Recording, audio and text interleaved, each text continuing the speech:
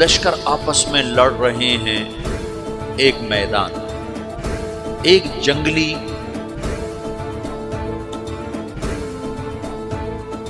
بدوؤں کا قافلہ، جنگل کے لوگ اپنے قبیلے کو لے کر، ایک جنگلی قبیلہ اپنے سردار کے ساتھ نقل مکانی کر رہا ہے ایک جگہ سے دوسری جگہ۔ اللہ کا نظام کہ یہ لوگ چلتے چلتے چلتے اس وادی میں پہنچ گئے جہاں جنگ ہو رہی ہے، دو لشکر آپس میں لڑ رہے ہیں۔ جب یہ وہاں پہنچتے ہیں تو ایک لشکر کے قدم اکھڑ رہے ہیں اور دوسرا غالب آ رہا ہے۔ ان کو نہیں پتا شکست کھانے والے کون ہیں اور فتح پانے والے کون ہیں، ان کو نہیں پتا۔ اس جنگلی قبیلے کے سردار کا نام بھی تغرل ہے، تغرل۔ تو یہ سردار کہتا ہے جو شکست کھا رہے ہیں ان کی مدد کرو، کچھ پتہ نہیں کون ہے، کہتا جو شکست کھا رہے ہیں ان کی مدد کرو۔ تو 400 وحشی جنگلیوں نے فاتح لشکر کے پیچھے حملہ کر دیا۔ تو ایک کافی ہوتا تو 400 دوڑ جب تلواریں پڑیں تو چند لمحوں میں نقشہ بدل گیا، بھاگنے والے جم گئے اور جمنے والے بھاگ پڑے۔ جب جنگ ختم ہوئی تو شکست خوردہ لشکر کے بادشاہ نے ان کو بلایا، اسے پوچھتا ہے مجھے جانتے ہو میں کون ہوں؟ کہا نہیں۔ کہا تو تم نے میری مدد کیوں کی؟ کہا انسانی ہمدردی کی وجہ سے، تمہیں شکست ہو رہی تھی اس لیے تمہاری مدد کی۔ اور اس نے اپنا تعارف کرایا، میں ہوں سلیمان سلجوقی، ترکی کا بادشاہ۔ مسلمانوں کا لشکر تھا اور تاتاریوں سے شکست کھا رہا تھا، تاتاری فتح پا رہے تھے، مسلمان شکست کھا رہے تھے۔ تو وہ اللہ کی غیبی مدد بن کر آئے۔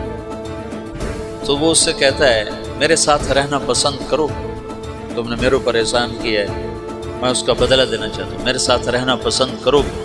کہنے کا کر لوں گا۔ تو اس کو لے کر ترکی آیا، اور استنبول اس وقت روم کی حکومت میں تھا، اسے فتح کیا اس تغرل کے آگے چوتھے پانچویں پڑپوتے محمد فاتح نے۔ تو یہ استنبول ہے، یہ ترکی ہے، بیچ میں ایک چھوٹا سمندر ہے، یہاں ایک جاگیر ہے۔ تو سلطان سلیمان کہتا ہے یہ جاگیر تجھے وقف ہے، ادھر سے رومی مجھے تنگ کرتے ہیں حملے کر کر کے، تو میرا دفاع کرتے رہنا، یہ جاگیر تیری۔ تو اس جاگیر پہ اس نے اپنے قافلے کو آباد کر دیا، اپنے قبیلے کو، اور ایک چھوٹی سی حکومت بنا لی، جو ایک صوبہ سمجھو سلمان سلجوقی کا، وہ ایک چھوٹا سا صوبہ ہے۔ وہاں جب یہ رہ پڑا تو پھر یہ ایک شیخ کے بیعت ہوتا ہے، وہاں شیخ طریقہ ہے، ان کے یہ بیعت ہونے جاتا ہے۔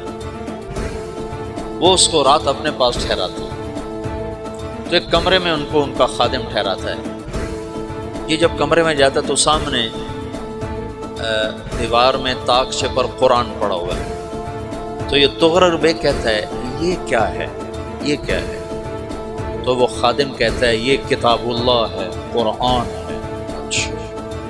وہ اس کو وہاں چھوڑ کے باہر چلا جاتا ہے۔ وہ دیہاتی آدمی، جنگل کا رہنے والا، پہلی دفعہ زندگی میں قرآن دیکھا، وہ کہتا ہے یہ قرآن ہے، اللہ کی کتاب ہے، میں اللہ کی کتاب کے سامنے سو جاؤں، کتنی بے ادبی ہے۔ تو اس نے ایسے قرآن اٹھایا اور سر پہ رکھ لیا اور کھڑا ہو، ساری رات قرآن سر پہ رکھ کے کھڑا رہا۔ رات کے پچھلے پہر اس کو خواب آیا، کھڑے کھڑے اس نے دیکھا کہ اس کی پشت سے ایک چاند نکلا اور شیخ کی بیٹی کے سینے میں جا کے اتر گیا۔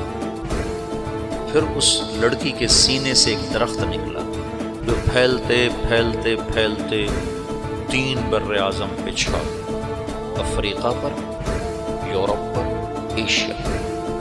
پھر اس کی آنکھ کھل گئی، وہ کھڑا ہوا ہے۔ تو اس نے صبح یہ خواب اپنے شیخ کو سنایا، تو انہوں نے اپنی بیٹی اس کے نکاح میں دی تھی۔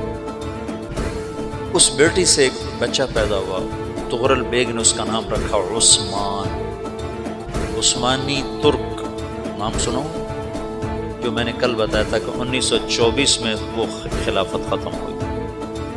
تو ایک بیٹا پیدا ہوا عثمان، عثمان نے پھر ایک نئی اسلامی حکومت کی بنیاد رکھی جو 1924 تک چلتی رہی، کوئی 800 سال یہ حکومت چلی۔